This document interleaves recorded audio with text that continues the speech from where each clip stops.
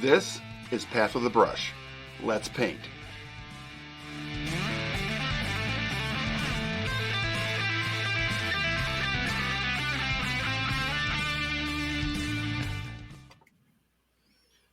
Oh, are we there? Holy creeps. Hey, everybody. Welcome to Path of the Brush. I'm your host, Rick. We've got an awesome show lined up for you today. This is episode 2. We're really excited to be here on Gen Con TV. We have got Monica and BJ from Cephalofair Games here to talk to us about everything going on over there. So, hi, Monica. Hi, BJ. Hey, how's it going, Rick? Hello. It's going great. I'm glad to have you all here. So I heard that you guys are like working like night and day over at Cephalofair. You got some big stuff coming. Is that true? Yeah, that is very true. There's a Yeah. lot going on right now. I think everybody's just running around like crazy people trying to bring everybody as much cool stuff as humanly possible. I Or would agree with unhumanly that. possible. I Right. don't know. Well, I think you two work at superhuman like capacity anyways. True. Both But of us for sure. let's get to know who you two are, right? So Monica, tell us everything there is to know about Monica and what you do and what you do with Cephalofair. Oh my gosh, that would be a whole book. No, I'm just kidding. So, hi everyone, I'm Monica. I am the cosplayer at Cephalofair Games. You see me at a lot of shows like Origin, PAX Unplugged, and Gen Con. I also run my own company called Geeks of Google. We do blog posts and I do a lot of cosplay commissions as well. I'm originally from the Philippines and I currently reside with my husband Bill in Chicago. Nice. That's like just around the corner from where we're at here in Lansing, Michigan. Wow, that's awesome. Just north of us from Indiana too. So like Yeah. we're all Right. get together this summer. Tri-states For sure. right here. Yeah. Right. I think Monica forgot to mention she really is an incredibly talented cosplayer, and not just cosplayer, but like she builds these intricate, unique, crazy things that are phenomenal. They're fantastic. She's a wonderful person with a great talent for crafting. Some of the things she has built and cosplayed for Cephalofair look exactly like our characters. And she's built some crazy things. So it's just Thanks, amazing. BJ. Oh, You're welcome. And it thank looks you. like I can't remember which con it was. I feel like it was Origins just after the pandemic, like the first Origins post-pandemic piece, where I met you at Origins, Monica, and I believe you were a guest of the show. Yes, I was. Yeah. Yeah, that was a really big show. I think that was my first big show. Kind of during-ish the pandemic. I mean, so it was still kind of during, I think. Yeah. It would depending on your definition, really. I think everybody has Sure. a different definition, and that's fine. But yeah, it was that. She always does amazing things, and I think the booth is just 1,000% better with her in it. Oh gosh, thank you. Especially with the Gemini.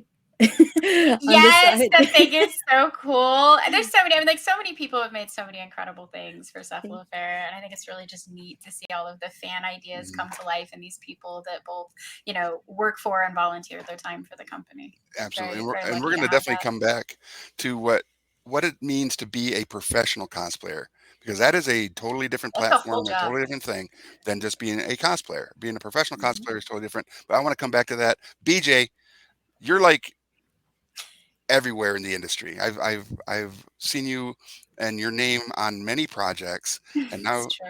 and now you're over at Cephalofair. And what is it that you do? And give us a little bit of history on your time in the industry.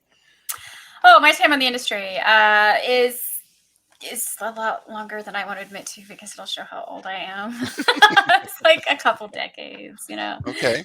So you're Don't in tell your my 20s. grandkids I'm old. Nice. Oh yeah, yes, that's it. My family and I have a pact that I will never age past 42. So I am 42. Perfect. That is my favorite age, and I'm going to stay there forever. So Forever. I'm not telling you how many years past that I go. Yeah, I've been in the industry a long time. I've worked for so many companies making games, making art. I've done a lot of, executive project management. The biggest thing I can say is that I love games, and I love to be here, and I love to make these things happen. I, of course, own a few of my own companies in the industry, and Right. I just think I work a little bit for everybody. Here at Cephalofair, which is like the important thing about this, right? Right. I am the art director and sometimes creative director, and I don't know, whatever they let me be. Currently, I'm Nice. making an RPG. We Really? are, An RPG for yeah. Cephalofair?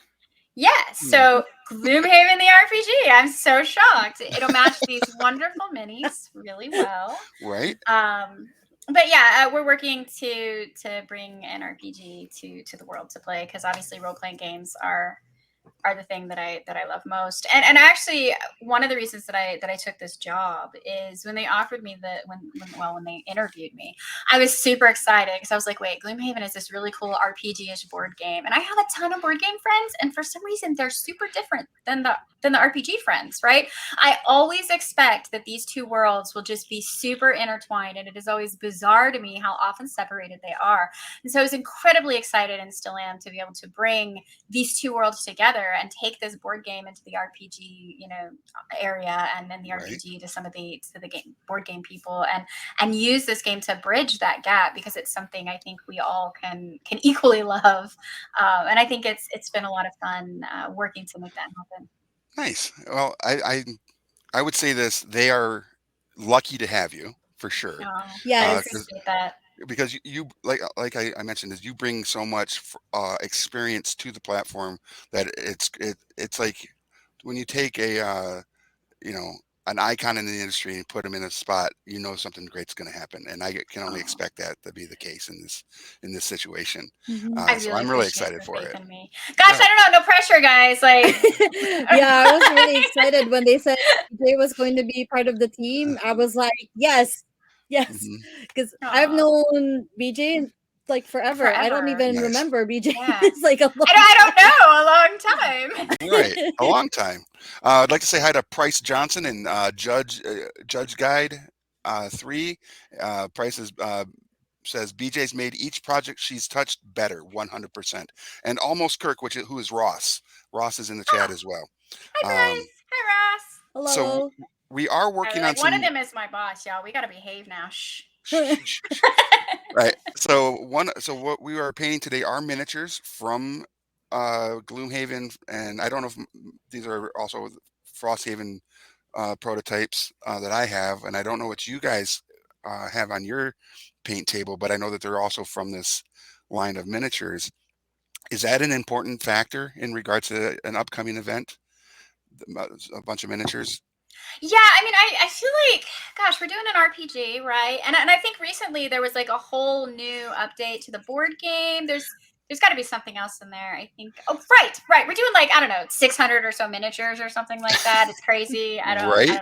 Just Yeah, we're 600. doing miniatures. I've been doing miniatures since I got on here, and they had so many of them done already, and I feel like I still am just working with sculptors to produce miniatures day after day after day. And oh, there are so many cool ones that I really wanted to show people today, but I don't think I'm allowed to. So we have a few that we can show off. There's Right. some of these pieces are just incredibly amazing, and we have really talented artists in Chris Lights and Sarah Mhm. Dallinger, especially, are working hard to get all of these done. And then the great thing is, the campaign launches on the 20th, and the miniatures are, the art for the miniatures are almost finished. So I think that we've done a great job getting ahead of that.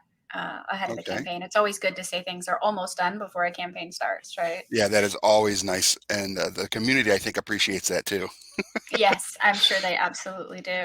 Now, you guys are not running this campaign a on the platform everybody knows. You're running it on a different crowdfunding platform, right? It's true. It's true. So you'll all be able to look us up on BackerKit. We're really excited to be part Okay. of their launch initiative.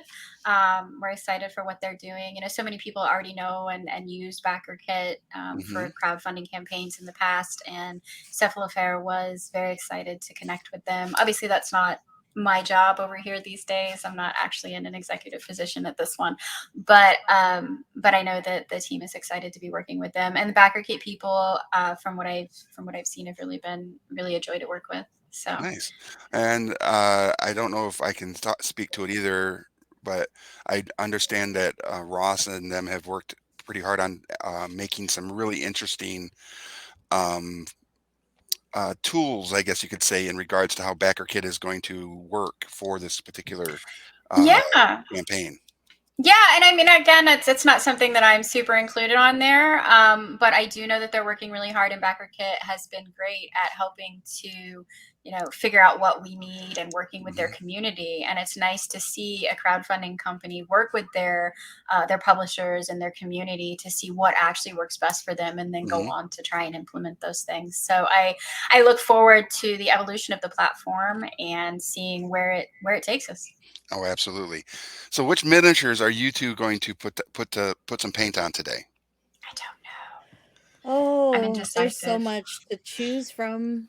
So, if we can add, so I'm Like, going to be working on this one primarily. Hey. Okay. So what I did is I primed all the miniatures black. I'm slap chopping today. All right, so I primed okay. all the miniatures black, and then now I'm dry brushing a darkish. It's called Gorgon Hide by Army Painter, uh, but it's a darkish white, and then so almost gray, and then I'm gonna go over it with a brain matter beige, a little bit of a brownish, because I feel like this creature's fur is gonna speak better to a brown when I get to that piece. Uh, and then I'm gonna go get into the speed paints to start doing my bases and such. And I think it's gonna pop them off pretty quick. But I'm actually gonna do a quick dry brush on all of them so that we can see them better in the camera. So That's fantastic. That is really Ooh, cool. looking These good, coming right Andy. along. yeah, very cool. So when it comes to the professional cosplayer aspect of this industry, the pop culture industry, right, Monica? What does it Mhm. what does it take to be considered professional? Oh, that really depends on your definition for it, right? Like, and Yeah. it depends on what kind of like aspect of cosplaying you want to uh pursue.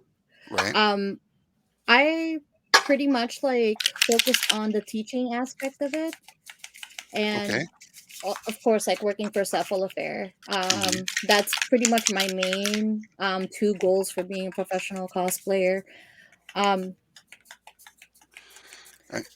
I, I feel like yeah, I've been working like with a lot of libraries lately just because oh I like nice. focusing on the teaching aspect. So, hmm My daughter's recently, like doing this that. year There's a especially, cosplay for that. Nice. yeah, like my Modoc, like Your Modoc Wait, is unreal. Unreal, girl. It's did I you wish can we like show a picture of that or something? We should have been prepared. That thing is did, crazy. did you wear Modoc at C2E2? I did not. I No. Okay. actually so C2 was very hectic because prior to C2, we've had a couple of other events that we did for Cephal Affair. Right. And I had a commission that I had to finish too. So that was another aspect of professional cosplaying that I also do, which I hmm almost forgot. Oh, the commission side of the game, if you will. Okay. Yeah. Okay. But like when I think of like you as a professional cosplayer, I also feel like you're also uh, a brand ambassador at a even a higher level than a normal brand ambassador might be, because I mean you dress up like the characters of some of these that you can be found in the games that you're representing. So uh, you're like a instead of like a level 5 brand ambassador, you're a level 10, and you got magic skills. My camera has it's left the building. Uh-oh. it's one of the best things I've ever done for cosplaying is actually like being the mascot for Cephal Affair. Yeah. It's been really fun, like, and being able to change up like the characters that I wear at hmm the booth. Um, believe it or not, it was actually really hard to find a job like this in the beginning because I don't think a lot of people were really familiar Right. on what it entails to have a cosplayer as part of your team. Right. Uh, but when Oh. I'm Are at the you? booth, it pretty much like falls as like part of their marketing and sales. Hmm. Oh, absolutely. Because are you okay, BJ? Okay, when Bo sent me these paints, the Hmm. the very only warning I was given is don't turn them upside down and pressure squeeze them. And Hmm. I've been given this warning, and I know this, and I Oh, was just so enamored with the wonderful story that Monica was telling that I turned it over and squeezed it, oh no! and it's everywhere. It's fine. I'm So, sorry. No, no, I, no, so no. I'm All gonna good. give you a little secret. On last episode, I did that as well. Oh, I'm glad it's not just me. I But was warned, and I still did it. and let They're me ask, amazing paints. Look, isn't that such a pretty color? let me ask you this: was it Nuclear Sunrise? It in fact was nuclear It's the sunrise. same color that blew up on me. It's cursed. It's just Oh my cursed. That's it. I'm gosh! just gonna You I'm gotta gonna I'm be. gonna contact him and be like, this is cursed. I'm It's sorry, it's Nuclear folks. Sunrise. It's the That's why they cursed one. called it nuclear. Yeah, because That's it. You know what? Funny enough, my husband is a nuclear engineer. So if he's watching this right now, this was for you, honey. that's amazing. That's beautiful. I can't believe I I did don't that. know if you You can know see. what? I'm This painting the this vermilion. mat too underneath my actual glass mat, that's the cover on my desk. I've had this since Gen Con, like, I don't know, 2016 or something Okay. like that. So maybe I just needed a replacement. Uh-oh. Oh, okay, so I'm really confused because I Hmm. I feel like there's a top that should be here and it's There's, not here. there's, yeah, it probably exploded. When it exploded, it probably shot the top dropper piece Oh, off into Oh the nether. okay. no! Uh, Okay. it is now located in This is Narnia, awesome. and we'll never find it. I found it. Take that, Narnia. All right. God, this is terrible, folks. I don't. All right, so if anybody had to be the failure, I'm super glad it was me. I'm always running into something or trying to cut myself or So something. I don't So think it's a failure. I think what it's become is every episode. This might just end up being a tradition. yeah, that's gonna get expensive. I I'll have to warn everybody. Beware of the Nuclear Sunrise. the nuclear sunrise. I don't think these paper towels are salvageable. I don't. No, they That's probably gonna are go not. probably all the way through. Let's see. Oh, maybe a little bit. Um, Judge Judy, that's what it is. Judge Judy says, "Are That's there Judy. any RPG specific minis to paint today?" Rick, great to catch you painting. Hey, what's up, Amazing Daytona? RPG specific minis. So the miniatures work just as well for the board game as the RPGs. So Hmm. I wouldn't call anything RPG specific. I would say they're Okay. all useful for both. Um, I was trying to paint this one here. I don't Hmm. know. Well, If wonderful thing about minis you is even if you got know what? something on it, you can always paint over it. Yeah, no, it's true. Yep. So this guy here, I think, is a better way to show off. So this is the flame demon. I love how Oh, this that looks miniature turned cool. out. Yeah, and if I could just figure out the right way to turn it here, it's got like a real almost Pan Labyrinth vibe to its face, and it's one of my favorites. So I was gonna try and paint this with this nuclear red color because yeah, there we go.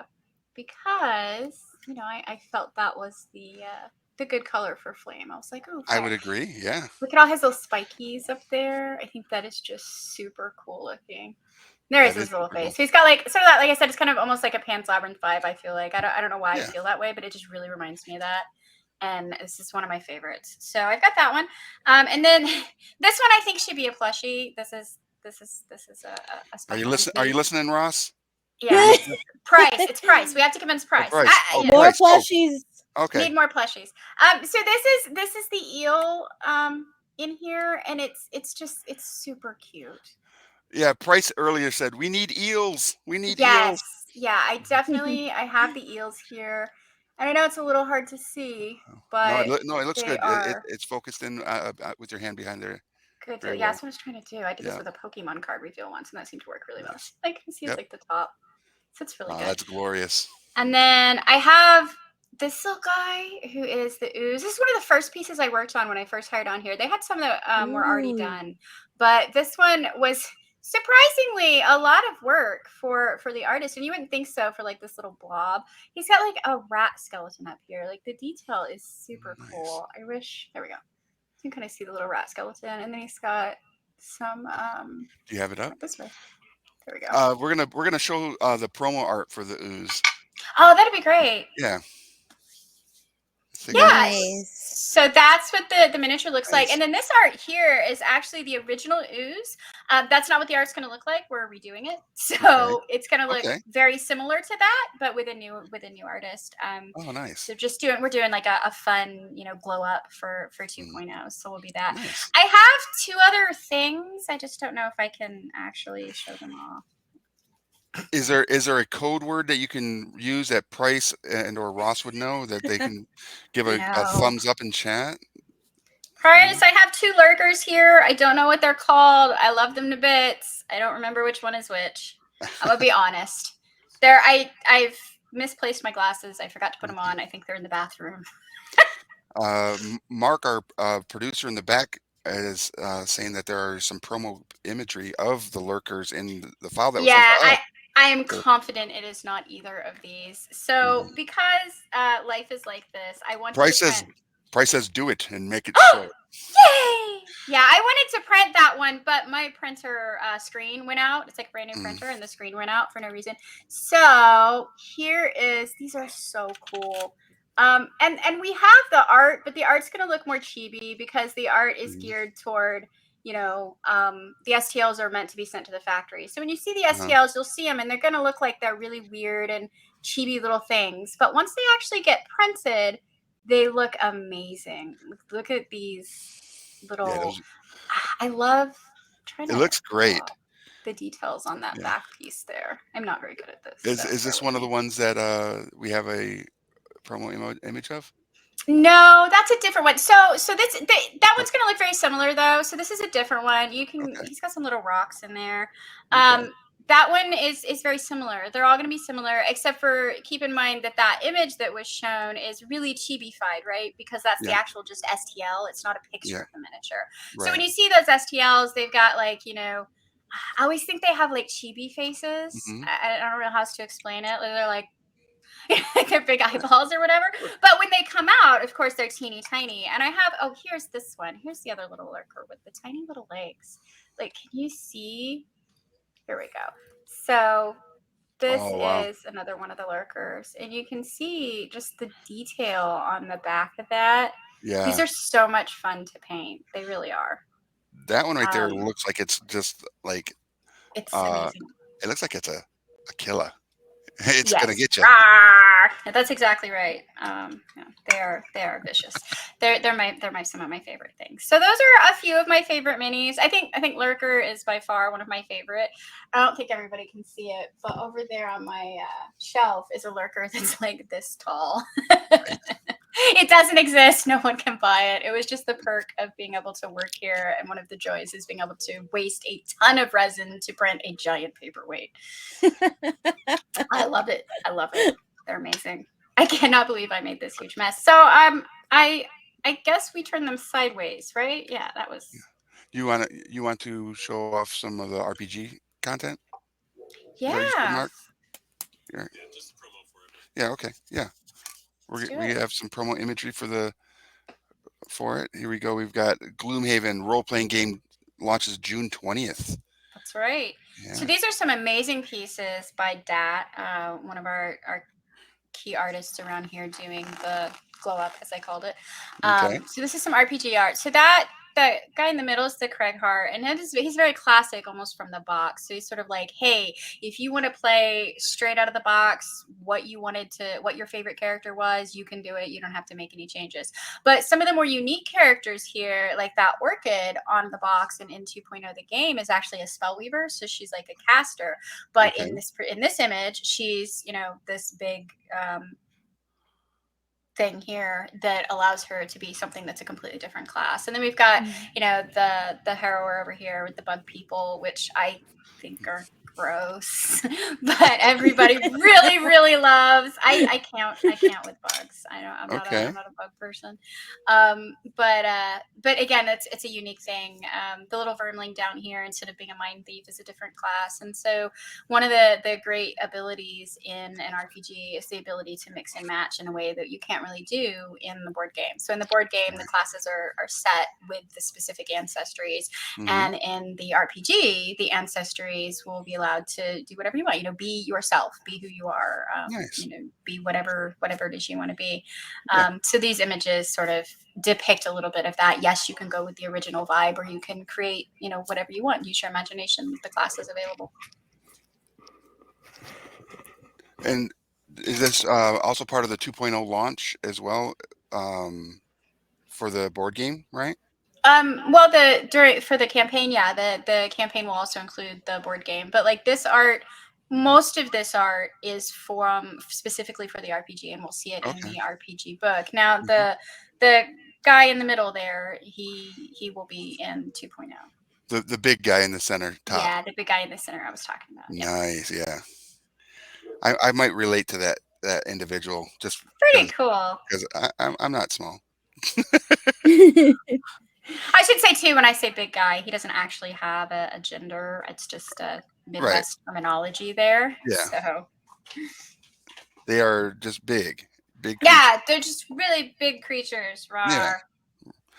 I can dig it. All right. I'm gonna try to use what little I have left of this paint that I am wearing. That's why I wore a t-shirt today. Right. It's arts and crafts, and arts and crafts. That's right. You got to be prepared in the event of a happy little accident. There you go. That's right. Happy little accidents happen. We just turn them into new amazing things. Fortunately, I use a glass mat, which is probably one of my favorite painting tools, and it will all just wash right off. Yeah, that is brilliant. I use my vinyl mat from Mats by Mars. Yeah. Super awesome. One of our sponsors here. So Monica, I was going to tell you something a little bit ago about one of your cosplays that you did at GaryCon. Not this year, but last year. Mm-hmm. You had some sort of like cabbage wand. Oh, that was great. I loved that one. I love God. That is by far one of my favorite cosplays I've ever seen. When you were walking around with that cabbage wand, I was like, what is that? Oh my gosh. That was a fun one. It was actually from a character that is from the Avatar RPG by Magpie Games. They did a live stream at RPG, and my character is actually based out of the cabbage merchant. Okay, the cabbage merchant who's always getting his cabbages destroyed. Exactly. So now the cabbage is the destroyer. Nice. What a great play on that. Another thing I wanted to say is what I find very interesting. So I've painted miniatures with lots of cosplayers over the years, from my time when I worked at Alliance and at different shows and stuff. And one of the things I always hear from them, and which I heard from you, is I'm not a good painter. My husband's the miniature painter. Right? I always hear this, but what always happens is, and this is for people watching too, is don't ever underestimate your skill set, because Monica, being an artist of great skill in regards to her craft of cosplay and builds, there's painting involved in those big pieces that you make, and it easily translates to miniatures, because it's all color theory that you're playing with, right? Yeah. It's just larger mediums that you're putting the paint on with the cosplay side, and now you're just playing with a little smaller piece of cosplay potentially, right? Absolutely. Yeah. So I have no doubt it's going to look amazing. Thank you. I'm actually painting a vermling. It's not very clear in this camera for some weird reason. Mine's not either. I think I need to clean my lens or something. Let me see if I can there you go. Try to put a focus on this one. I mean, I can tell it's a vermling. Yep. It's Oh so yeah, I have. blurry. I don't know what's happening. Oh, well, check this out. So you're I have painting this a one. big verb. I Oh, have one oh, too. I have Oh, inappropriate. no, I this is don't not have one of mine. those. That thing is Don't amazing. Wait. Look at that. I Okay, can so have him wait. here. They have to say hi. Hello. Oh my Oh my God. Mine's hugging God. it. Like, so my firmling when it first got here was lonely and they needed an emotional support stuffy. So they were gifted my Dragon Quest slime and they've been very happy about that ever since. So They're there they so are. good. Look at those. I mean, those are little creepy little creatures. I They would not are want to find those really, in any really dungeon. well built. And I would love to credit the artist that created this, but as you might have noticed on this stream, I'm a little scattered today and I'm having trouble remembering names. So if Price is still around, if he can give me the name of the wonderful, wonderful person who worked so hard to create these for us, I would love to be able to shout out to them. It's so good. It's so detailed. Right, and it's amazing. It's bendy. Like these are Yes. the Yeah, they joints have bend. limbs. They have limbs. I did a photo shoot with this thing and the Frosthaven box in the dead of winter. I hate the cold, and it was the most fun I had in a long time. That was a great photo, by the way. It was so like marketing magic. Because I know I was so like, perfect. I have to do this. It was perfect. I was really excited to be working here when I first came on, and I don't know, it wasn't my job to do marketing things, but I really, really wanted to take those pictures, and I had a great time with them. It's Nice. gorgeous. This was what I wanted to show. Oh, Price said what? Price says, and with our vermling powers combined, and that the plush artist is Mar Montufar and her brand Grimians. Grimians. Okay. Yeah. So she was a joy to work with and produced this, and also our Algox that you can see if you hit us up at a convention, and it's really neat too. So this is my favorite lurker, and I have to say a couple things before I show it. First of all, it does not come this big. It only comes in this size. This is just because I took liberties. I didn't even ask, and I printed it really, really big. And if I get in trouble for this and no one sees me again, it's all my own fault. Also, in the printing of it, a catastrophe happened because, of course, it did, and it lost a limb. So my lurker is now a pirate lurker, and it has a little wooden limb. But this, oh my this is mine, and gosh. I've painted it. Obviously, I gave it a little peg leg, and my absolute favorite thing about this miniature is the back. Chris and I were just desperately trying to find a way to do something interesting with each of the bases. And with the lurker, the back of it had this sort of blocked off. It looked like cake or fondant, I kept saying. So he came up with this idea to etch the actual fish in the water and some of the rocks and sea into the base of this, and it turned out so good. That looks so cool. It does look really I had really a blast painting this. I'm sure it's not like what a professional would do, but I just had so much fun.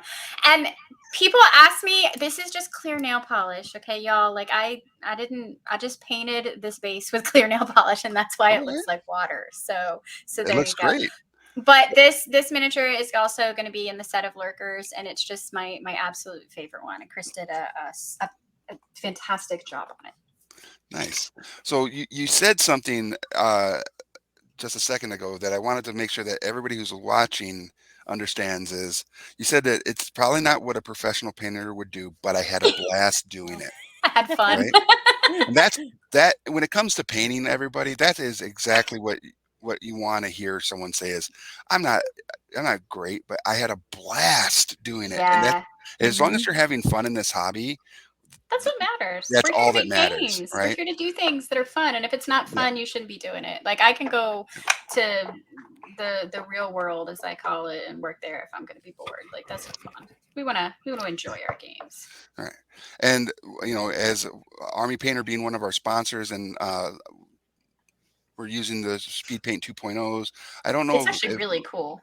Monica, I don't think has the Speed Paint 2.0s. We may have to fix that for. I might have it in here. To be honest, I just keep grabbing from this your luggage case?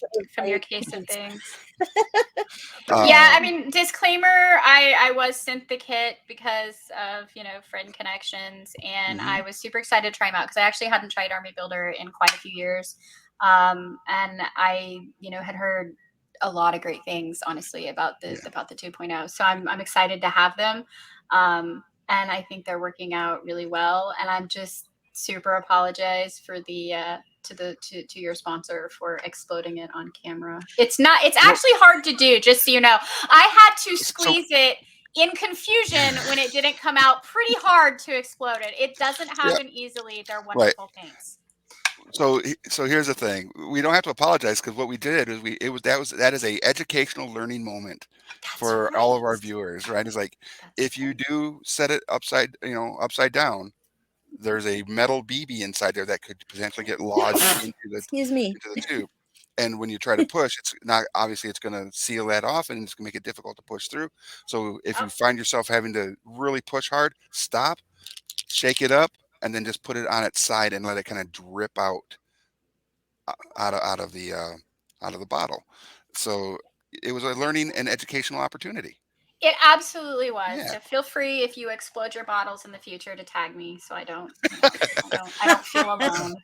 I have a feeling that we're going to find people are going to go back to the first episode and clip the part where my bottle exploded. We'll just have clips. And it'll be a whole clip line of every bottle that explodes in the season. It's a good thing I take incidents happening very well. So there was no live cursing or anything like that. You're just all talking, and I'm over here laughing at myself and trying to figure out how to clean up this big mess I made. Oh no! It's all good. It is all good, and if anything, it is, again, it's just part of the hobby. Everything is going to work out in the end, and sometimes there's going to be those fun little events that happen. Happy little trees, man. Happy little accidents. This is kind of neat. I do like how it has that I used multiple paints without using multiple paints sort of view to it. Like, I don't. It looks like there's shading going on here that I certainly did not. Right, and that's exactly what the speed paints do. That's like their whole purpose. Yep. So they come with 2 different density of pigments. There might even be a third density in the 2.0s, but I would have to have Adam telling me about that, and he'll be on next episode next week. But there's 2 different pigments. The heavier, denser pigment, which is darker, leaches into those crevices and gets in there and provides a deeper shade to that color, and the lighter pigment kind of attracts itself to the higher edges of the area that you're painting, giving you that highlighted effect. It's like magic. It's cheating in a bottle. It really is. Cheating in a bottle. I do kind of feel like I'm cheating. I'm like, and I love it. Amazing. I don't think I've ever painted a miniature this fast in my life. I'm not really sure what to do with myself. I feel like, like you said, I feel like I cheated. Like, no, I think it's looking great. We're having fun. Yeah, it's absolutely fun. Let's see what we got here. Will the mini campaign also include duplicates of the minis already included in the campaign games?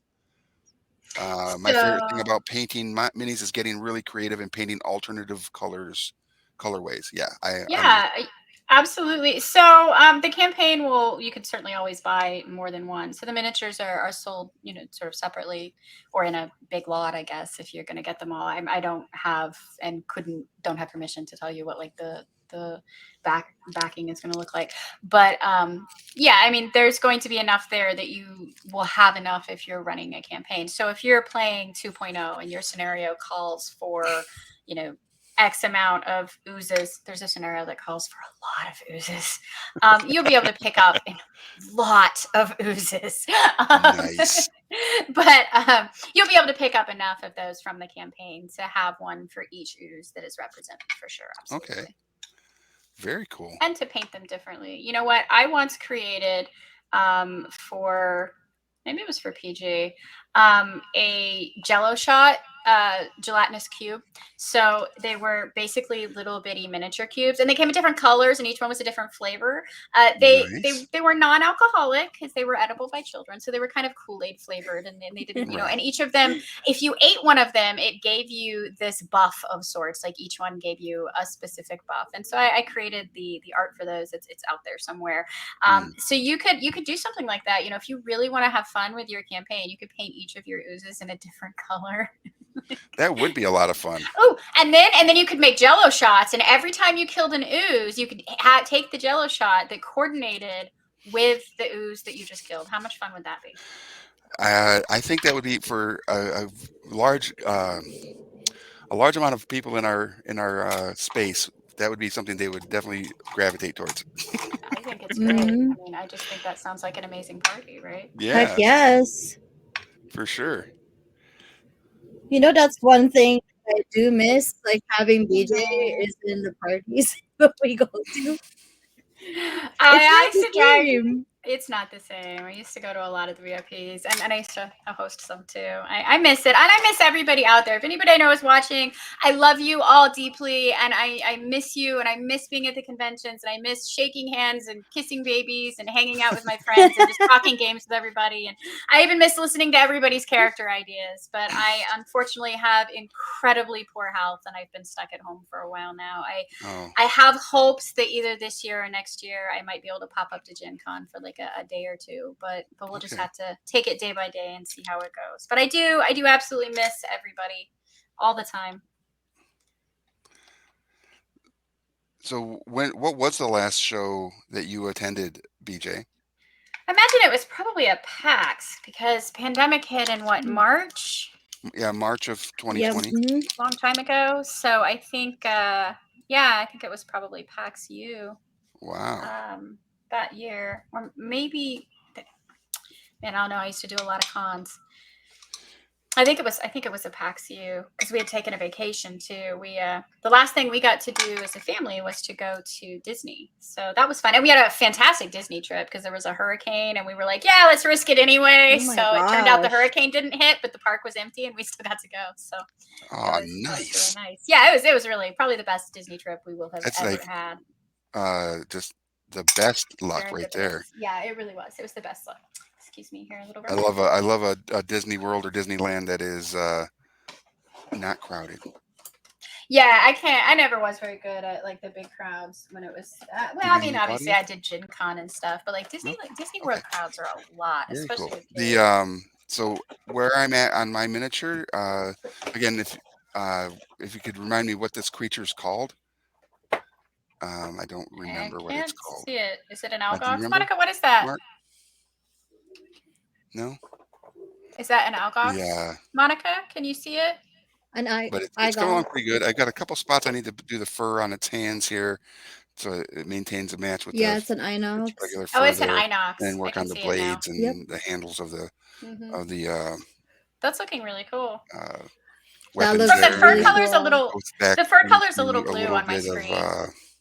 Some highlighting and maybe some detail work. Get those teeth and those eyes taken care of. And if we get this miniature done early in the show, I'm ready to start painting another one. Having multiple miniatures here is great. It's looking really cool. When you first showed it, I couldn't tell what it was because it was kind of the camera had kind of like blue. No? And okay. Can you hear me? All right. So yeah, this I don't think you can hear me. Is it my audio? I know because you don't. Monica, can you hear me? AJ, can you hear me? Yeah, I can hear you. I can hear you. But I'm not hearing anybody here. Yeah. Oh, that's unfortunate. I can hear. Yeah, when he first brought it up, I thought it was a vermling because it looked a little blue. So I was like, wait, the fur color's off, but it's too big to be a vermling. Not here to fix that. And so yeah, like I actually made Inox arms for the Frosthaven debut at PAX Unplugged. That's so cool. So we did it. We used it for the photo shoot. For the photo booth, not photo shoot.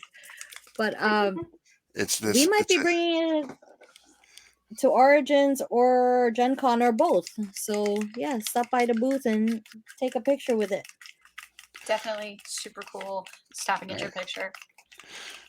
I'm back. Hey, you can hear us now. Yep. Yay. Yeah, I was sitting here and I was just trying to ask you questions, but you kept talking, and I was like, "Oh, I'm probably just interrupting. I'm sure it's me. It's my ADD or something." So No, I have this on my headset. I have this interesting little toggle that has a plus minus that is at such an angle that if my arm was sitting on it, I didn't realize while I was painting, and it just volumed me down. It just tuned me down. Oh no. So I'm going to move it up here onto my shirt. Like a little. All right, y'all have to wish me luck. I'm gonna try to change my colors here to a green one, and let's hope it doesn't explode. Right? It's my I would green. agree. Let's hope it doesn't explode. It's entirely my fault. They're not exploding paints. They're perfectly safe, y'all. Well, Use them, love them. again, I still feel like Nuclear Sunrise is an exploding paint. It fits. It really does. It fits. So here we go. Judge Judy said it's an Algox Guard, is what I am. I thought it was an Algox, not an Inox. Yeah, an Algox Guard. Nice. That's what it was, a guard. I just couldn't quite tell with the colors. This Algox Guard here looks like he's the one that would be like ID. Yeah, he's the bouncer. He's the bouncer at the Jello Shop Club. Yep. Oh, you want to get into this dungeon? Do you have any ID? Do you have a permit to explore? All right, so I'm gonna try this green on the. Oh, that is really green. No, actually, you know what? I think that's probably appropriate. The art the original art that we had was probably almost this color of green. That's actually really cool. That's a super vibrant green. You don't see that very often. Looks cool. Look at this. And actually, wet looks like. Is that on the you know slime? what, y'all? Yeah, this is the slime, and honestly, that not only is this really cool, the color, but you can see it sort of drying in the darker bits. And how amazing is this going to be if I put like a glaze over the top of it? I swear I'm going to cover this in nail polish, just like I did that picture. It's just going to be a shiny ooze. It'll be great. I love that. Yeah, it does look really fun. I didn't even realize. Monica, can you put yours up under your camera real quick? We're gonna do a close up on your progress. Here, I don't know why it like just stays blurry. So if you put it away, it's if you're using an iPhone, like sometimes you have to actually pull it back to get it to focus. iPhone's a little weird. If you can see it, you can tap on it and it'll focus better. I just always forget. I like because everything else looks clear except for the mini. It's like so you get to see my dirty nails from making all the stuff. Mine are now covered in red paint. Oh my goodness! Hang on. Pull it back just a little bit. Bring it and start pulling it back towards you. Close your pinky. Oh, I don't know. Is it still working? No. Yeah. It's really, blue. You got the color right. It really wants to just focus on your face. And I'm so beautiful. Sad because I put a lot of detail into painting this. Your face? So I guess you guys will just have to check it out later in my social media to see what it looks like. That's all right. You can post pictures later. Yeah. The eyes are the hardest part. So that you're right. I usually when I do eyes, I actually use paint pens, like Micron paint pens. Nice. But I use like a pen, like an actual like a straight pen, and just use the tip of the pen. Mm-hmm. Works out pretty well. And then if I have to use a brush, I'll use something like this one. This is the Phalanx double aught, and it's super fine and allows you to get some smaller detail in there when you're trying to get those eyes in there.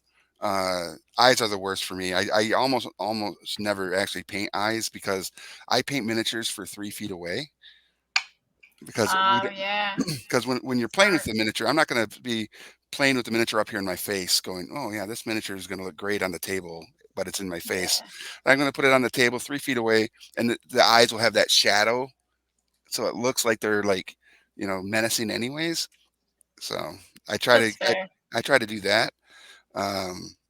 I'm It doesn't all always work out. perfectionist about it. I don't I don't even want to I don't even want to talk about some of my eyes adventures, but I've tried to use toothpicks. I have like this brush that has like two little hairs on it. It's ridiculous. Yeah, No there's one one cares. No one's there's one looking called the at them. Psycho. There's a brush Oh, the called the Psycho. Psycho. I've Hmm. not heard of that one. Yep, Army Painter makes it. It is, Cool. I think it only has like two or three like strands of hair Maybe that's what I um, have. on it. Oh wait, It's no, I did it myself. I got irritated and plucked it out with a pair of tweezers. I think I did it. In fact, I know I did it to a Winsor and Newton Series 7 brush. what? Yeah, I did. Those are not like cheap brushes.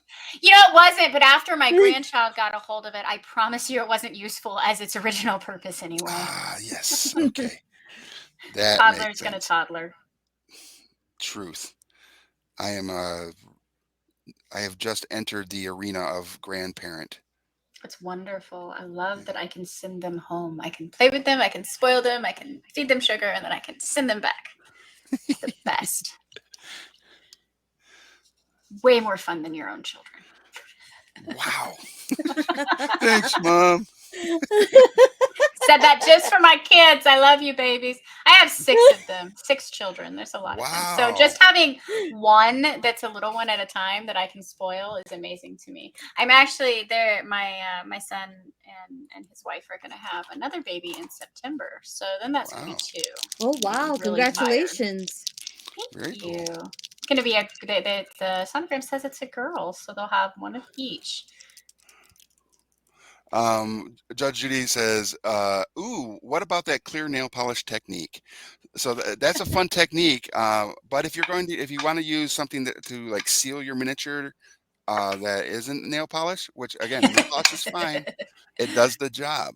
But Oh, some of it does. there are some rattle cans that you can get that are from different paint companies. Army Painter has some that are just matte varnish or gloss, depending on what kind of effect you want with your clear coat. And you can just, you know, like you were priming it, but you're just priming it with a clear varnish, and the matte makes it keeps it kind of a dull, but the gloss obviously is going to give it that shine and pop especially for a ooze or slime, and it's going to be awesome. But That's if really it's cool. I'll have to check that out. yeah, and if it's nail polish that one uses, it's nail polish one uses. If you use nail polish, don't use some cheap stuff from Walmart. It Mhm. will yellow and turn over time. But what I use is Ooh, like the diamonds, the hard as nails diamonds. And I have fountains that look just as shiny as I made them 8 years ago. So okay, that's a cool that's my tip. technique. That's a cool I technique. wouldn't And call it a technique. It's what I had on hand the day that I needed water. I'm gonna call it a technique because here's the thing: there's gonna be individuals that are gonna be apprehensive of going and spending $20 on a rattle can, right? Oh, that's true. But Yeah. Yeah. if they go and they get some nail polish, it's probably not $20 for what No, they it's just a are couple gonna need. bucks. Yeah, And it as lasts a long time. So I yeah, started that because of the Dwarven Forge. So Stefan came out with these like water tiles, and I really wanted them to hmm be shinier than they were. And I was painting them at home one day, and I couldn't get out because the kids were home or something. And that's what I right, had on hand, and I've used it ever since. It okay. works real well. There are, I'm sure, a lot of other better, sponsored things to use, though. Absolutely. Well, I like the idea of giving people options for their techniques, right? Because not everybody can Mhm. afford the hobby right at the It's beginning. expensive. It's It Yeah. true. can be an expensive hobby, and everything's a toolbox, right? A tool in your toolbox for painting. Yep. And there's going to be those opportunities where someone's going to be like, I don't have, I don't have the resources right now What's to on hand? get this. So what are some of the resources? But Also, it's nice if you're doing a throwaway, like if you're just doing like some fun, events with kids. I don't know. I hmm know I've done a lot of kid events and youth group and scouts hmm and all of that over the years. So this paint and takes, it can be something fun that you can just use, and you know that the kids are going to be able to get off, or you're going to be able to get off later. hmm And it's cheaper than buying some of the more expensive stuff. right. But for those of you watching that are definitely wanting to get into the hobby or are already in the hobby and maybe haven't taken it for a test drive yet, uh, it the army painters are an amazing option for that, and should be a part of your toolbox as a painter anyways. So, and I'm again, sorry, I'll buy some. that's another wink wink nudge nudge. Thank you, army painter, for taking care of us. Honestly, it's probably like better for your miniatures anyway. I have no idea what like the extreme long term is on nail polish, and you really do have to buy the right one. Right. Yeah, I wouldn't know as far as that goes. I know that like testers paint, that can be a challenge. You know, Yeah. I still use it on some models uh, that are much larger, and I want to put like I used to like candy apple Mm-hmm. red a lot from that as a part of my toolbox for again for eyes on bigger Oh, for models. eyes, yeah. Yep. I've used all kinds of weird stuff painting miniatures over the years, or terrain pieces. Like I love Hmm. to do snow tiles, but Nice. I go to Michael's and I get this glitter called Legit Snow, and it's the Michael's off brand, and you mix it with white paint, and you just have perfect snow on all of your tiles. All right. And I was a crafter before I was a miniature painter, so there's just a Hmm. lot of things I do a little bit differently, I Yeah. think, than what the professionals probably would advise you to do. And I'm sure the professional way is probably the better way to do it, but I can paint minis on a budget. Well, I can tell you that the difference between a professional way and uh, a hobbyist or a I don't want to say novice way, but a Yeah, um, uh, yeah, the biggest difference I find is the uh, the professional way is not necessarily available and as easy for everybody else to do, whereas the other sure. way is accessible for everybody, and that's what's important. Because if we can make it so there's Accessibility is crucial. right, if we can make it as accessible to all folks, that's what's best. And like everything else, they will eventually level up, right? Hmm. So, and when it comes to like crafting, you want to be working on a budget because you don't want to necessarily use all these paints for doing terrain, right? Because these, that's a It's true. cost effectiveness is not there. So I got to admit, I started out painting miniatures with my golden paints, and I don't ever want to have that expense again. I didn't know any Okay, better years and years ago. That was that makes very sense. expensive. Yeah, I don't That's wild. advise that. And that's why I'm so appreciative for paints like Army Painter now Hmm. that I know better. Right. Yeah, it was pretty expensive when I first started. Amazing Day Tona says Army Painter makes a gloss in a bottle, right? I used to have one anyway. Yep, they do make Nice. they do have paint on applicable glosses and I would love to liq I'll have to try some of that out. and then JP says Liquitex gloss or flat comes in a huge bottle for less than $10.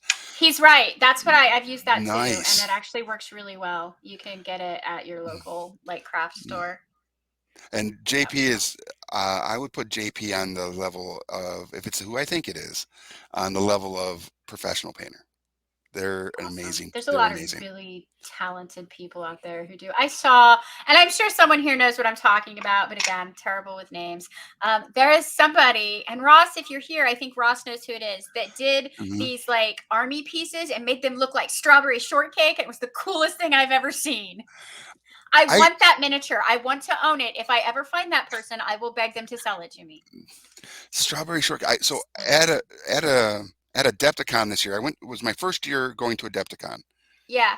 and I saw in the Golden Demon entry someone did like a cupcake Yeah, that's roll. what I'm talking about. It was amazing. That's who I'm talking about. Who is Okay. that, Monica? I think she's Oh, muted. sorry, I was muted. They actually auctioned out that thing. Oh, Oh, Yeah, they auctioned it out, I think last week or who paid something. for it? Well, that okay. figures. But yeah, I thought I tagged you.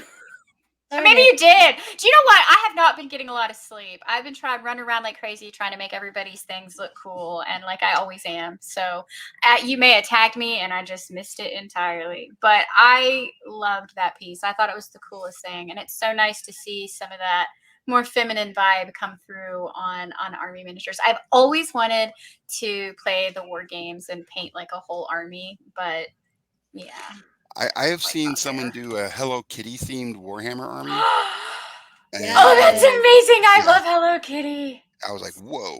I need that in my life. I'm gonna have to hunt that up after the show. Look at those pictures. There's some definitely creative talents out there when it comes to that too. I've also seen at here in Michigan, there's a convention called the Michigan GT, and the Michigan GT, when the first year I went to it, had and this is again near the end of the pandemic ish, whatever, and the individual had a Alice in Wonderland themed Age of Sigmar army, and Ooh, it that's was cool. amazing. And they had I like would love that. their diorama was like this like tower that was kind of leaning crazily, and it had all the different like Epic. things going up and down this tower. It was brilliant. That sounds amazing. I keep threatening to build a Mad Hatter's Tea Party in my backyard as a sculpture. The neighbors aren't thrilled. So we need to stop making that a threat and making that a promise. One day, when I retire, the amount of art pieces that I want to actually get back to working on, you have no idea. I was actually in the process years ago before I just got so busy of framing out how to make a gelatinous cube in my front lawn before somebody found out I was going to do it, and they sent me a letter saying that we weren't allowed to have things over a certain amount tall in my yard. I was so mad. Boo. I know. Yeah. I was not happy. Do you have a HOA? Is that what you have? Yeah, I have an HOA. Boo. I know, Boo they're HOAs. terrible. They are. But we bought the house when the housing market was good, and we couldn't afford our house right now if we had to in the current market. So we're here. This is where we live. We're just gonna decide to love it. and that's how it has to be done. Yeah, that is exactly right. You know what? I really like this new the new 2.0. This is cool. I don't know if anybody can see it, but it really, you just do look at the shadowing on that, and it's just done with one color. See, might not the same. Wow, thing. That looks cool. It's hard to see. I don't know why I try with this facing camera. We're just not all as cool as Rick here. But let's see. I'm just using my cell phone. Well, my cell phone doesn't like us today, but see, it does add a lot of the shadowing in here. Here we go. And that's just one coat of regular paint, and it looks like I worked super hard on it. Y'all, this is magic. It is magic. It is magic. I love it. And that's one of the things. I feel like it doesn't take long enough. I'm like, well, now what? I just. Well, did you print off any other minis? Well, I was gonna, but I literally went to push print for Cephalofair prints. Well, my husband did actually, and the whole thing just died. And this is only like 6 months old. It's like an 8K printer, and it was just acquired at Christmas time, and the screen went out. So we're waiting on a replacement part. Oh no. Yeah, 3D printers are tricky as heck. So for that part of cosplaying, I actually let my husband do that part. Like, I'll create the files all day, every day. But you get mad at the machines. I know. I'm the same way. I'm like, you know what? I'm not going to mess with that temperamental thing. We're going to have no. He's got, and he likes it. It's his hobby. He loves doing it. And he's got, I don't know how many printers out there now. So yeah, it's easier that way. Plus, I feel like he will stop at a sane point, and I'm a bit of a perfectionist, so I'm probably gonna be out there at 4 a.m. and go, "Will you just print the piece the way I want it to be printed?" It's probably better for my sanity that I don't do it, for sure. Yeah, it's a lot. It's a lot of finagling and all that. It's true. What else is in this box? Let's see. We got. Let's see. JP Blush, thanks, Rick. Ross says, or almost Kirk says, that was the painter. That was the painter at Adepticon. That is the model. Give me a sec. He's looking it up. Their Instagram. Their Instagram is called Sugar Candy Miniatures. There you go. Yep. There you go. That is so cool. They're so talented. I love it. All right, I'm gonna try to do a little eye action on this model here, and I believe in you. It is one of my trickiest things here. So, because all I want to do is I just want to put this light color inside so that I can put a red over it. All right, we got one. Come on, snake. Oh. All right. You got this. Let's see here. And even if you don't, no one will know. Just pretend. There we go. Fake it Yeah. till you make it. Yeah, there we go. That'll work. That's good enough for 3 feet away. I need a bone color. That's right. That's what matters. Oh wait, here it's on. Nice. Bony matter. I Yeah. guess that would be a bone color. Judge Judy says, I have 3 printers and I'm still pretty hit and miss with it. I am terrible at making supports. I've heard Yeah. that is one of the It's hard. more challenging parts of 3D printing. Yeah. It's true. I don't even want to talk about how much resin and the amount of money I spent to get that larger lurker that I like so much. Like trying to figure out how much of it could be hollow and how much of it couldn't, and the supports it needed was just not. It is wickedy Or not wild. resin. It's filament. Sorry, resin is what we use on the other one. So, Ross, with you, if you're still here, and I hope you are, and for you and for BJ and Monica here, what is there something that watchers can go to like sign up for the Backer Kit preview so that when it launches they'll get an alert? There's absolutely a place they can go, and I'm sure one of them can link it in the chat. Yeah, that's what I was hoping too. Is if Almost Kirk has that intel, that'd be great. A great share. I'm confident we can get that. Nice. Because anybody in the chat that's thinking like, I'm gonna need to get on board for that. Y'all need these oozes. They are so cool. And that little this piranha thing, or not piranha. I know what I'm thinking of. This eel is amazing. We also have a piranha pig. I mean, I think everybody needs a piranha pig in their life. I would 100% agree with that statement. Yeah. And I would sign up for that newsletter, just Piranha Pig newsletter monthly. Yes, there we go. That's it right there. Every month, just a new story about amazing piranha pigs in their life. Right. I feel like if that doesn't happen, it is a missed opportunity. I think Sarah Dallinger would really be on board for that. I feel like that's her MO. Really? Oh yeah, she loves monsters. That's her big thing. Okay. And she's actually the artist who did the sculpt of the piranha pig, and she did. We talked about it for months. It was just like the coolest, neatest thing. Nice. The piranha pig is now something I'm going to have to use in the RPG as a this is like a major threat. What do you mean? Yes. Well, yes, we had this farmer whose pig fell in love with a fish. Yeah, like how does this creature even happen? I don't know.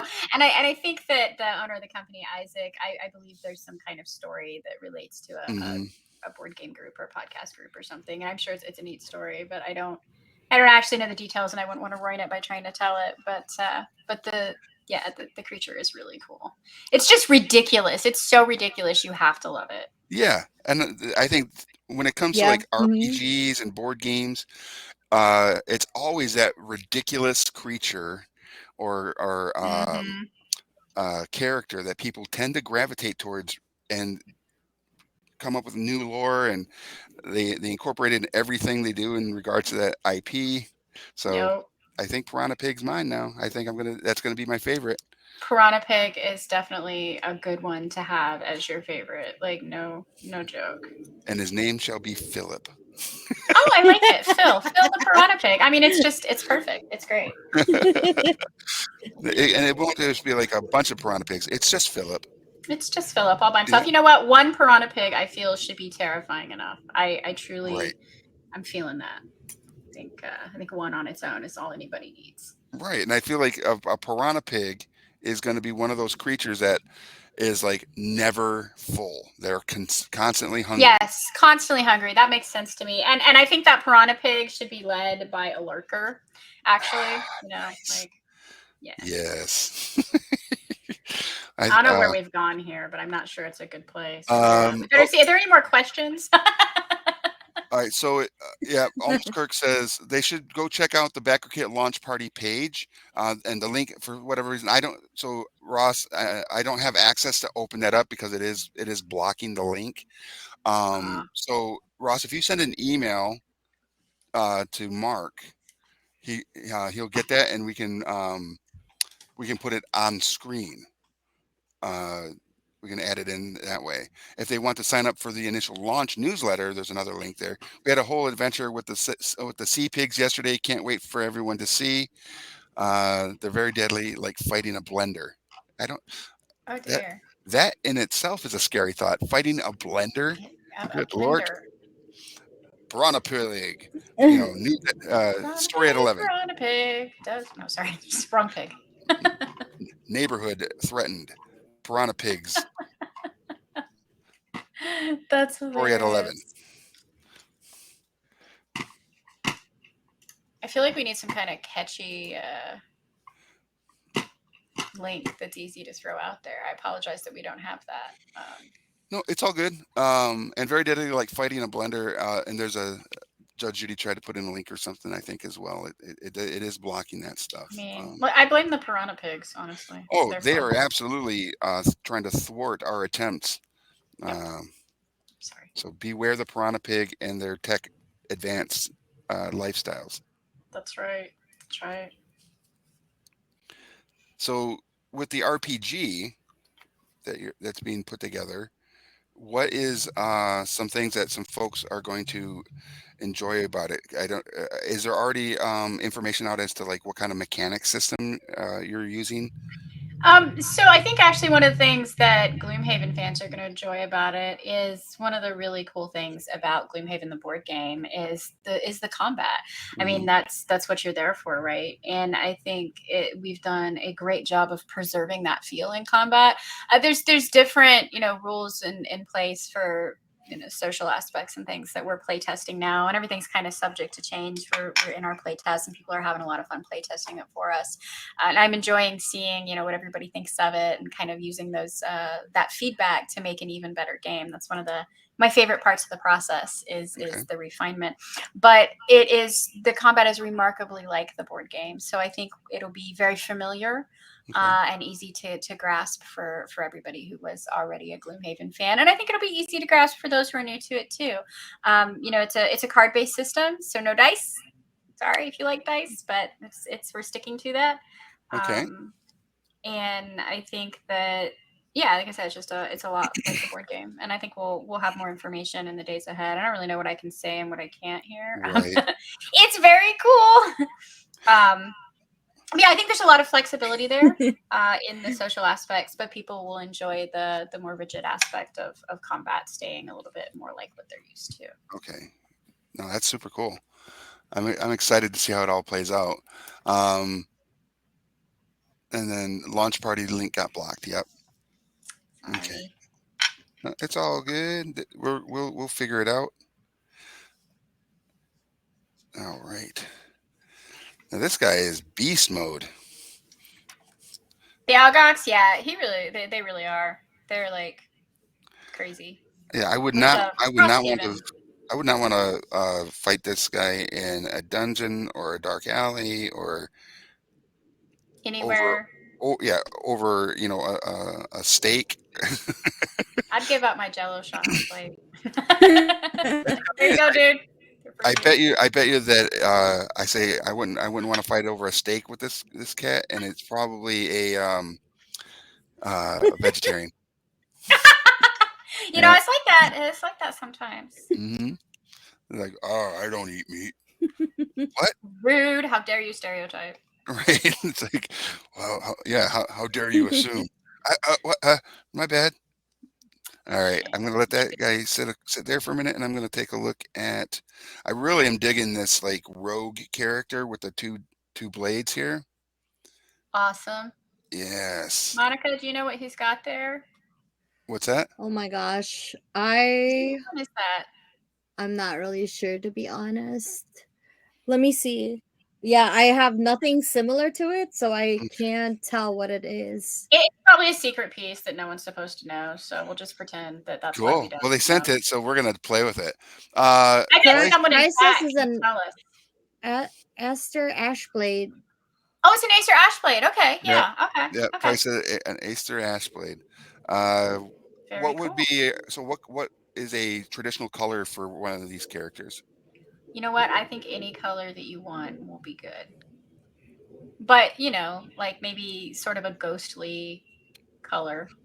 A What is a ghostly ghostly color. color? I don't know. Maybe purples? Some Purples? purples? Okay. Yeah. Purples would be From the good. Forgotten Circles Price expansion. said this one's from the Forgotten Circles expansion. Yeah.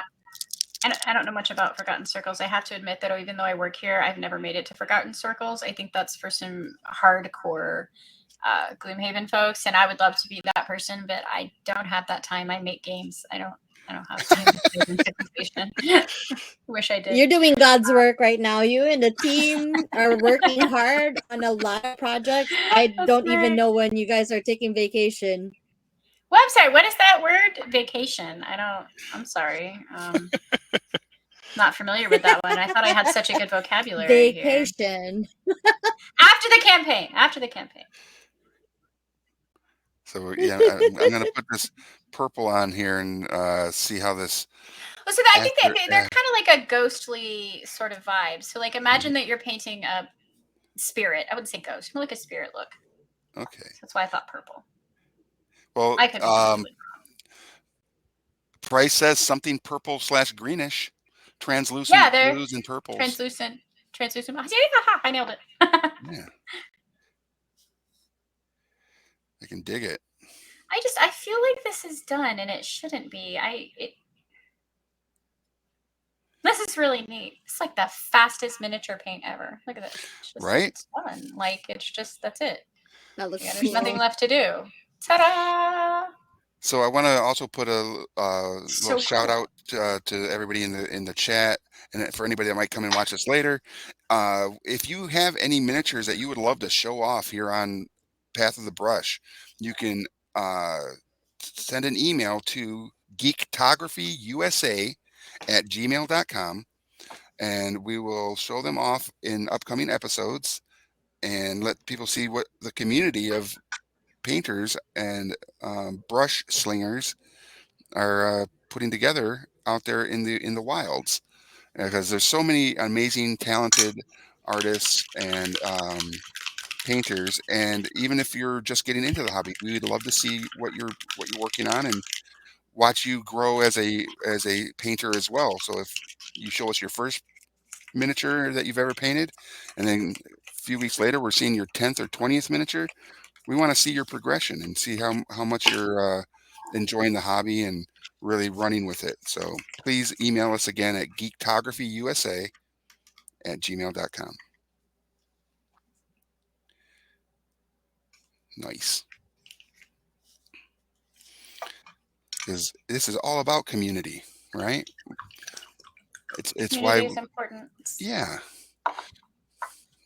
One of the things I love about our industry is how much of a community we have and how so many of the people that I've worked with over the years are, forever friends of mine. Mm-hmm. Yeah, I think those are good colors. Yeah. So far, this purple is looking really cool. I'm going to primarily do purple on it suit, and then I'm going to come back with some greens. I feel like there's a couple lighter green colors in here, one of them being this ghoul green, and that just seems to fit. Yeah, I think. So we'll give that a roll on there. I love the shamrock green that I used for that ooze. I think it's just perfect, really, for oozes. I don't know. Are you Mark M? No, Mark? No, we got a new Mark. Hey, Mark M. Mark M writes, that's kind of the joy of painting miniatures, a little getaway. Nothing matters but painting the tiny left eyeball. I agree. It's all about the eyeball. Gloomhaven minis are looking amazing. Bravo, DJ, and Price, and all at Cephalofair. Absolutely. Thank you. We are working really hard over here to make cool things for everybody. So we do have the cover for Forgotten Circles for everybody to see. Isn't that really cool? I love that. And that was actually the original artist, Alexander Alachev, I think it is, that was here before I came along. Okay. But this is probably one of the cooler pieces that he left us. Yeah, that is a really cool piece with all the different like imagery and the circles around the character in the center there. Yeah, I love it. I actually just saw that box at a store Isn't that uh, really cool? like I love going to the store and seeing things I know like or 2 days saw. ago. Yeah. And the character map, Matt. Sorry, character Matt. Yeah. Isn't that There we pretty? go. Oh yeah. I saw Jaws of the Lion is like a great starter point for Cephalofair's games. Like not everybody wants to start with that big box, and I think Jaws of the Hmm. Lion is probably my favorite game that we make. And it's nice to see it on shelves. Like my grocery store carries it. I'm like, that's just What? cool, right? Yeah, seriously. Yeah, my grocery store What? carries it. Are Yeah, you you can. at Kroger? No, it's a Meyer. You can Oh, find it at Meyer. Meyer. Yeah, Yeah, so Meyer. the Meyer grocery store. You can get it at Barnes and Noble, Target. Nice. Yeah, a lot of places carry it. Yeah, Very, I actually very think cool. that's where I saw the circle, Forgotten Circle. There was at Meyer yesterday or the day Forgotten before. Circles. Forgotten Circles. That's Yeah, nice. was at I've Meyer. never actually been into a Meyer. I've Instacarted from them for like 3 years now. Okay. And I stumbled across the fact that we could get it Instacarted to us or sent to us, delivered to Mhm. us because I was looking for, I think it was an Easter gift, and I was like, kids' toys or something was what I put into the app, and it just popped up with Jaws of the Lion, and I was like, that's really cool. What? Oh yeah, there's Jaws of the Lion Yeah, there right you there. go. And so another little plug, real quick, is if anybody is going to be going to like Capital City Comic Con here in Lansing, Michigan, June 30th through July 2nd. I am running a paint and take there, and one of the things I do at my paint and take is I do these no pay raffles. And how you get tickets for the raffle is you have to follow the social media platforms of my partners in pay or in paint, and we will be giving away some copies of Jaws of the Lion in that raffle. At Whoa, chance. nice. Yeah. Wonderful. And it's a great game. You should definitely try to pick it Hmm. up if you can. My kids even they really love it. They had a great time with it. Yeah, we like taking it to trips with us because it's very travel ready. Smaller. Yeah. Yeah, I will say that It's not like a brick Frosthaven, like the other two games. yeah, Frosthaven and Gloomhaven aren't as travel friendly. Although there's a really cool company that makes bags now for Frosthaven. I don't have one yet, but I'm What? excited for one day when I Yes. get one. It, And they do make it easier to carry around. Like the whole game actually fits in this bag, and you can just like schlep it on your shoulder and take it off wherever you want to go. so Frosthaven, which is like 1,000 pounds. Yeah, I mean, at least, right? I sprained my wrist bringing it into the house. I literally went, they delivered it, I picked it up, I brought it in the house, I sprained my wrist, and I had to wear a wrist brace for like a week because of it. So, Oh my lord! disclaimer, we are not responsible for any damages that occur from picking up this game. Picking up this monstrous game. This monster. But there's so much in it. There's so much. You get so much for what you pay for it. The Oh yeah, value is absolutely unreal. Yeah. yeah, it Mhm. is glorious. So, what is Monica? What is your next convention that you'll be attending? Oh, Origins. All right, And it's I will coming see right you up. there. Yeah. Yeah, Yeah, that's just it's it's June something. 22nd through the 25th. Yeah.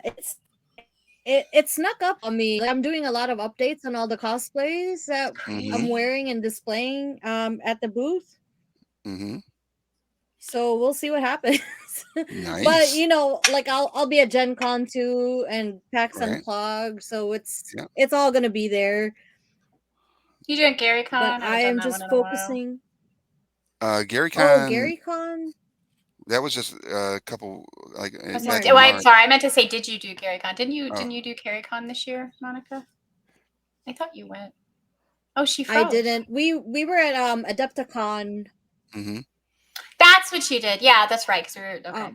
That's Yeah. the one that you did. I was also at Yeah, Adepticon. we were Yeah. like really excited to work with Ross at Adepticon.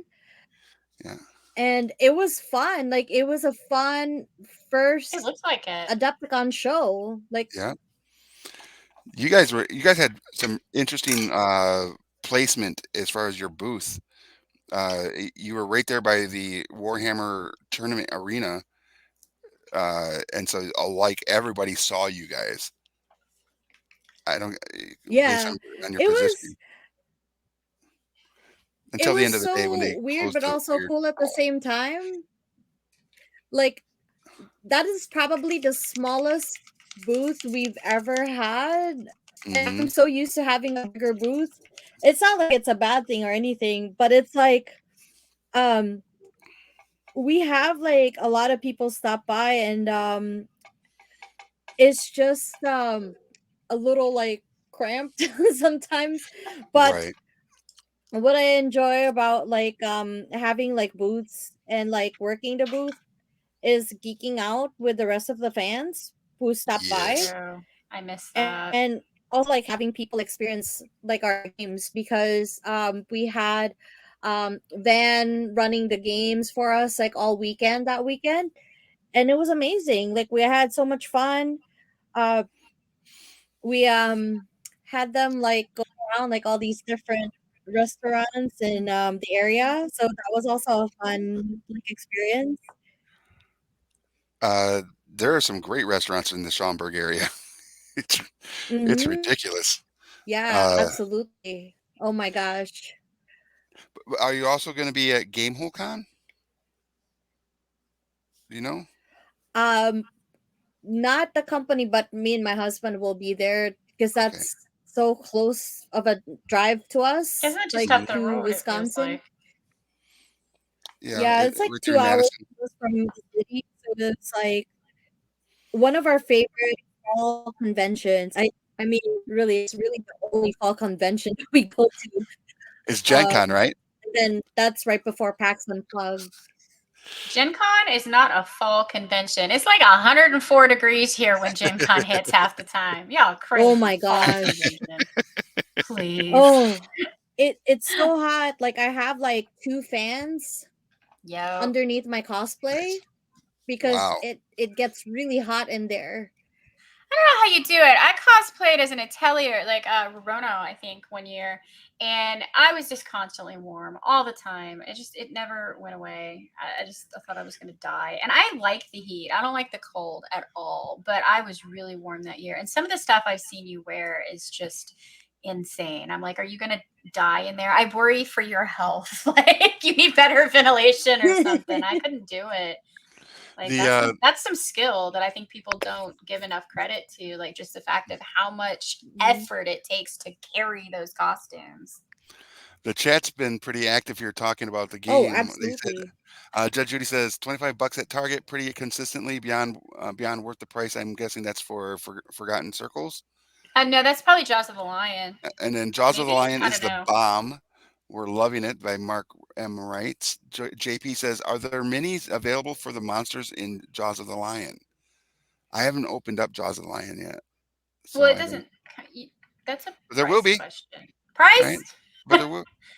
I feel like there will be some miniatures I've potentially done so many coming. miniatures that I'm like, oh, I don't want to say at this point. I think if it exists, we're doing a miniature for it. Mm, It feels like, but yeah, let's see if price pops in to confirm yeah. or deny.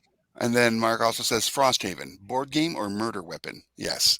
Both. Yeah, Yeah. that's right. Yeah. There's Both. Frosthaven. This is Yeah. another fantastic cover. I really like Yeah. this. That the lady with the spears on the cover there is the banner spear that Monica has cosplayed so many times. Like she Price was this. Price just Amazing. said.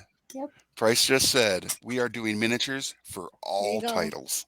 That's what I thought. I'm like, Holy smokes. if it's a monster or something that exists, it's getting a miniature. I was pretty confident about that, but you always want to make sure you confirm. It says, Judge Judy says, I've played like 34 scenarios of Frosthaven on the Oh go. my god! It's an effort of Wow. love for sure. It's an You could get effort real of meta. love for sure. Yeah, Nice. JP says you could get definitely. real meta with that. Miss Scarlet with Frostgrave in the conservatory. I Mark know you're Wright, playing Clue. I mean, I'd rather be hit by a lead pipe. I think I agree. Kuma's Corner, we are doing miniatures for all titles. That's price. Almost Kirk says, yes, there will be. And he has a robot smiley face. Woohoo! Judge Judy, all the Jaws minis are in Gloomhaven too. Woo, woo, woo. Yeah. And Judge Judy says, I think Chaos Mhm. Demon was the only new addition and it got retroactively added or to Gloomhaven. Wow. That's a lot of intel. Yeah, I haven't actually quite finished Jaws of the Lion yet, so I wasn't sure once we got to the end, but I was pretty confident we're doing them all. There's just so many cool miniatures here. I mean, whether you're watching this project because you want to play the RPG, because you want to glow up for your 2.0, because you want miniatures, whatever it is, I encourage you. You don't have to get everything, but I encourage you to follow along because just the updates are going to be amazing. And there's more stuff planned that I can't talk about. Like, this is going to be the biggest campaign that ever existed. I am super excited and a little bit terrified. I would say, again, like you just said, based on what I know, I don't think I've ever seen a campaign as big as what you guys are about to. I am confident that it is definitely the biggest one I've ever seen. But everything in it is just so cool. Yeah, it's really exciting, and everything in it is just so cool. We've got just a lot of really fun art pieces going on. Right. Yeah, I think it's going to be a wild ride. I think everybody at your guys' studio and working on this project and all the projects involved in it on the 20th are going to be like, are we going to survive this? I don't know. There's so much going on. Wild, for sure. It's going to be awesome overkill, right? Yeah, that's a good phrase. Awesome overkill. It's like, well, we thought we could do it, so we just did it. Right? I have concerns though, because I have to work here after this campaign is over, and I don't know what the next campaign is going to look like. But I don't think I can survive that. Like, how do you make it bigger from here? I think I don't know. I think we're gonna have to be like, this is it, y'all.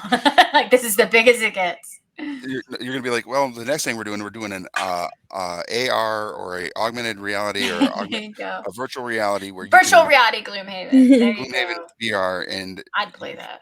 You can get involved in that, and it's gonna be on some weird meta system, and everybody's gonna be on that new Apple, the Apple visor thing that looks like it's from Ready Player One. Have you seen that? I have. That's crazy.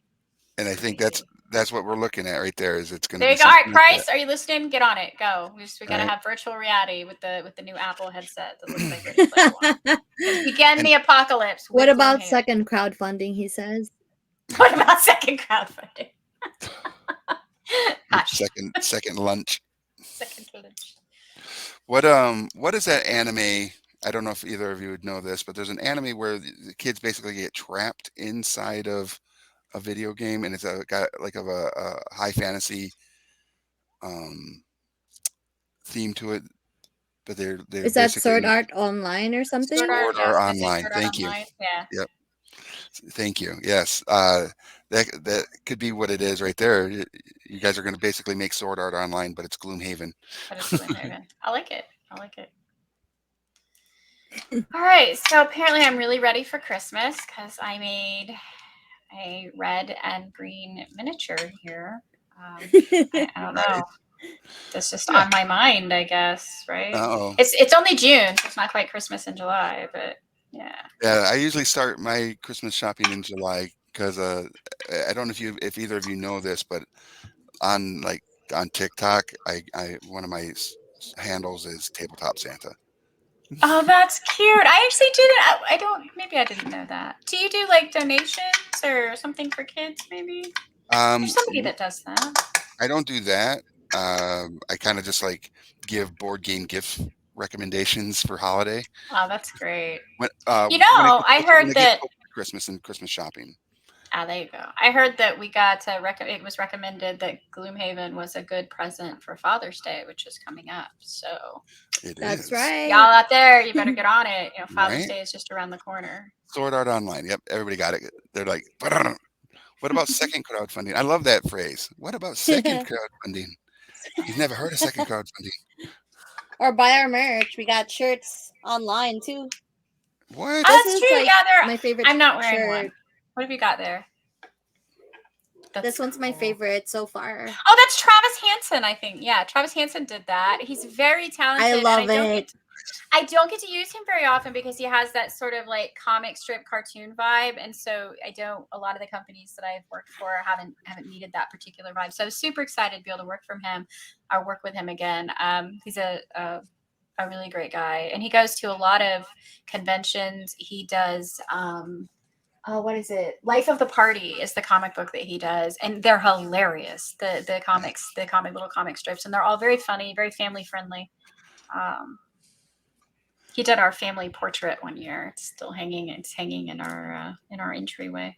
Nice. So Oh, we're like cool. yeah, we're like comic people in it. So it's this whole RPG theme, and it's got all the kids as different characters, and then it's got the dogs are even in it, and we're like as a family fighting a big huge dragon. So when you come into our house and you look up in the entryway, this is this big like I don't know, couple feet wide canvas that's up there. All right. So just messing around with this Aether. What was the Aether? What was this character called again? Acer, I don't know. I'm afraid I'll get it wrong. I'm gonna let me scroll back Paralyzed. on the chat real quick. It's It's like all the good. Night Shroud, maybe. No, that's probably not right. Acer Ashblade. Ashblade, that's it. See, I know I Yeah, wasn't so I just right. messed around with it a little bit, having some fun to give it the different colors. I'm gonna put a little more silver on some of the like loops and rings and things on his straps and stuff. But he had this like samurai sword or katana on his back. And I was like, it's cursed, it's red, it drinks the blood of its enemies. Um, and I was like, yeah, that's pretty neat. Um, but we're getting close to our time. We've got about 10 minutes or, before we're. So if you aren't done with your miniature, I think I'm done. I did two. I feel like it should have taken me a lot longer. It usually takes me hours to do one mini hours. Many hours. Many hours. This is very cool. I have to Many admit, hours. many hours. Right? Yeah. This is cool. Like I can see, like if you just need to paint up an army really fast, this would happen really quick and in a hurry. I really Absolutely. like this. And I should give this. Like my kids would love this. You know, I have to say, like anybody who's starting out, like young ones, they get so bored painting these things. I bought my son like these big, huge Pathfinder dragons, and I should have started him out on something smaller. That's what he wanted. Well, I painted like this giant dragon, and he really liked it, and so nice. I thought I would get it for him, but you know he got bored on like the first wing. This would be Right. great. This would be great for that because it just happens so fast. Yeah. So BJ, if anybody wanted to follow you on the socials with all the and get insights on what you're working on and stuff, where can they find you? Yeah, I'm pretty easy to find on Facebook. I'm BJ Hensley 1, and that's the best one to reach me at. I do tend to update it more often. I guess that's just a sign that I'm old. Twitter is not my happy place these days, but I do have it. I think it's BJ Hensley 2. Okay. And then I have an Insta, which I believe is BJ Hensley 3, because this is the only way I can remember them, right? You have to understand, like that was just the easiest way for me to remember them. So those are the best ones, but yeah, that's pretty good. All right. And Monica, where can folks find you and all the amazing things that you're working on and doing these days? Thank you. You can find me at Geeks A Go on all social media platforms. Nice. So basically, just at Geeks A Go, and that's pretty much it. All yeah, right. I mean, like, you can they'll just find Google you. my name. So, same with hers. Like just Right. Google.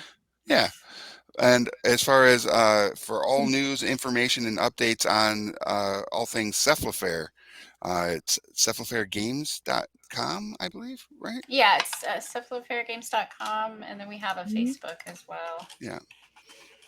Yeah. Actually, you can just go to cephalofair.com. Cephalofair.com. I'm sorry. Yep. Yeah, It's it's just cephalofair.com. So everybody make sure you bookmark that and follow them on all the socials so you don't miss out on all the amazing things and updates. Because I'm betting if you go to cephalofair.com or their Facebook page, you can get all the links to the pre-launch content and the newsletter.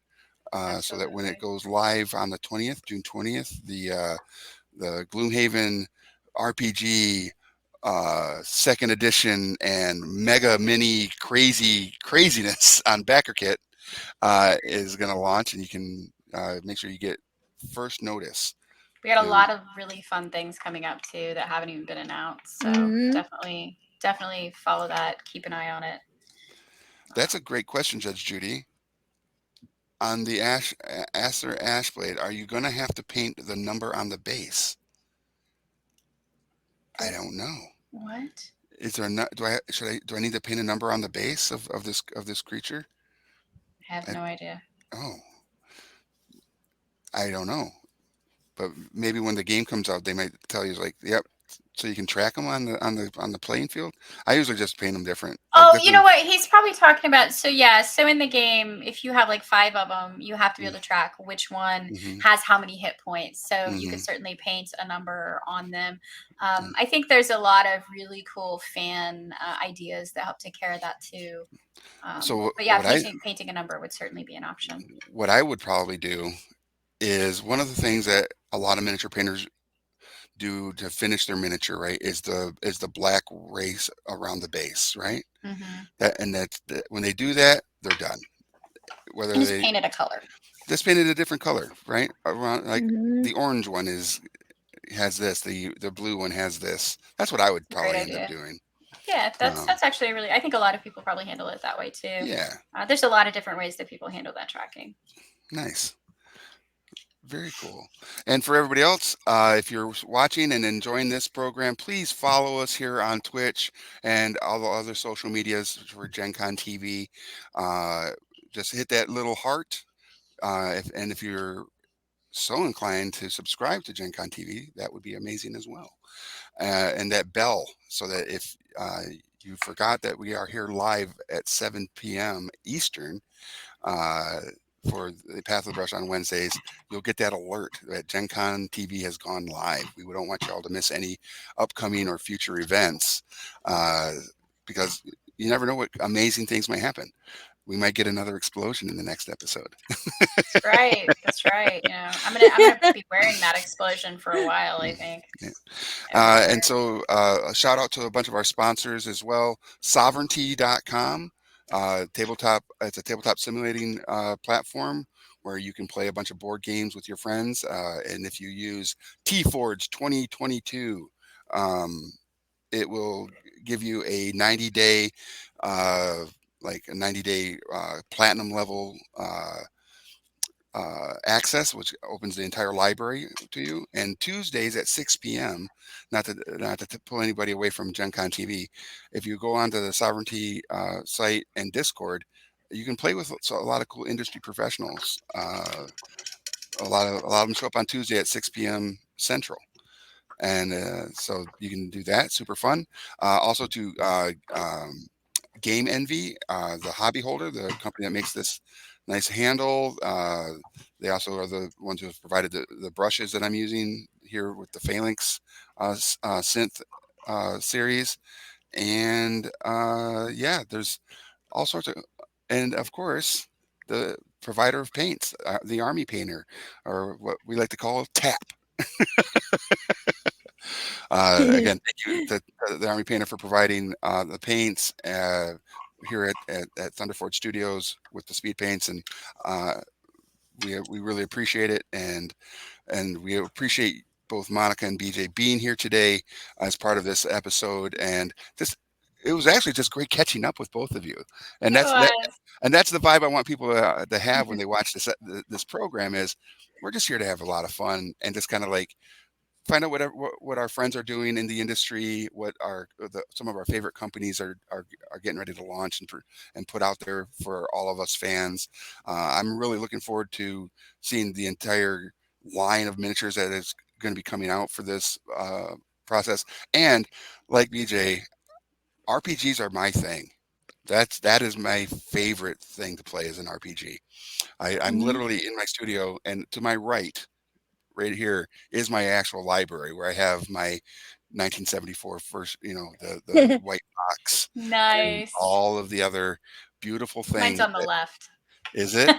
Yeah, you can't see it. My whole shelf of old school stuff is over there.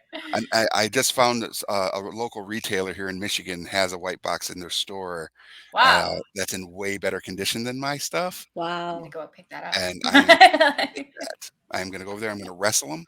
Yeah, It's but mine now. It's yeah, mine. I gotta have it. But yeah, so make sure that you're following us here. Again, thank you everybody, and thanks to everybody at Cephalofair that behind the scenes in the chat, keeping everybody informed.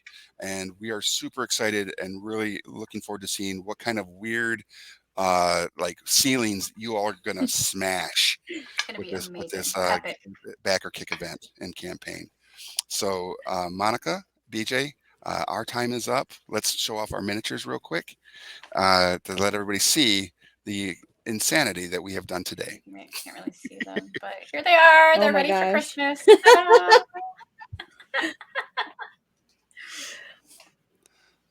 Judge me cosplay, not for my painting skills. I'm a better airbrush. Yeah, I mean, Well, I think I seriously. think the important thing is we had fun, and we put some paint on miniatures so we don't get like a tidal wave of gray around us.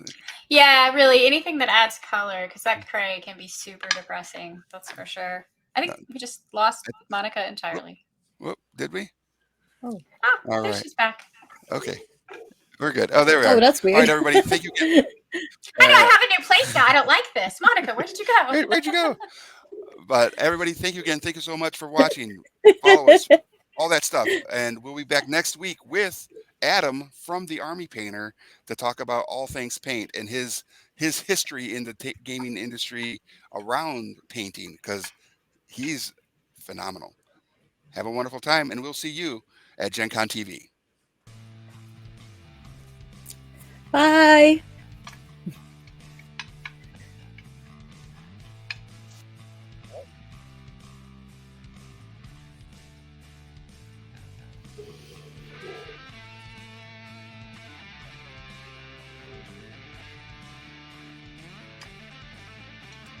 We're still live. I guess everybody just loves us so much that we just get to hang out here. Thanks for the stream, Rick, and GCTV. Meow, meow, meow, meow. This is super awesome. I like the music. It's great music. We're still live. It's very good. It's wonderful. Yeah, it's great. Can't wait to paint more of these.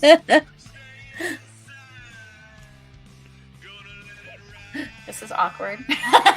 That's okay. What are y'all doing this weekend?